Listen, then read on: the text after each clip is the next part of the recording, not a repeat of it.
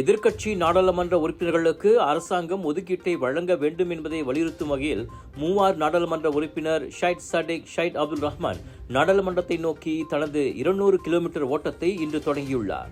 மூவாரிலிருந்து அதிகாலை மணி 6:30க்கு ஓட்டத்தை தொடங்கியதாக அந்த முன்னாள் இளைஞர் விளையாட்டு அமைச்சர் தமது சமூக ஊடகத்தில் பதிவிட்டுள்ளார். அவரை சில நபர்கள் மோட்டார் சைக்கிளில் பின்தொடர்வதையும் அந்த பதிவில் காண முடிகிறது. முன்னதாக மூவாரில் உள்ள சுல்தான் இப்ராஹிம் பாலத்திலிருந்து தெலுக் மாஸ் வரை 39 கிலோமீட்டர் ஓட்டத்தை தொடங்கப் போவதாக ஷைட் சாடிக் தனது அதிகாரப்பூர்வ வாட்ஸ்அப்பில் அறிவித்திருந்தார். இன்று மாலை மணி 5 வாக்கில் அவர் தெலுக் மாஸிலிருந்து மலாக்கா அலூர்காஜா வரை 34 கிலோமீட்டர் ஓட்டத்தை தொடர்வார். நாளை காலை அலூர்காஜா ரெம்பாவ், மாலையில் ரெம்பாவிலிருந்து சிரம்பான் ஆகிய இடங்களுக்கு அவர் ஓடுவார். ஞாயிற்றுக்கிழமை சிரம்பானிலிருந்து செமிஞ்ஞே, பின்னர் செமிஞ்ஞேவிலிருந்து தலைநகர் வந்து அடைவார். திங்கட்கிழமை அதிகாலை மணி 6:30 வாக்கில் அங்கிருந்து ஓட்டத்தை தொடங்கும் அவர் காலை மணி 9க்கு நாடாளுமன்றம் சென்றடைவார் என எதிர்பார்க்கப்படுகிறது.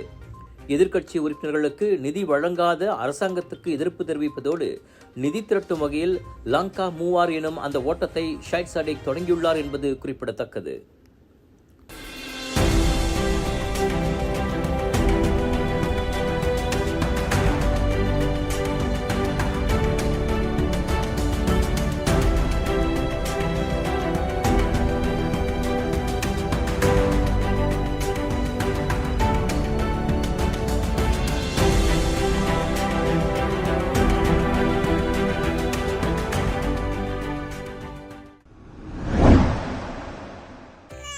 சுவாச பிரச்சனை, சளி, இருமலுக்கு உகந்த தீர்வு சைலஜா பேபி ஹெர்பல் கிரீம்.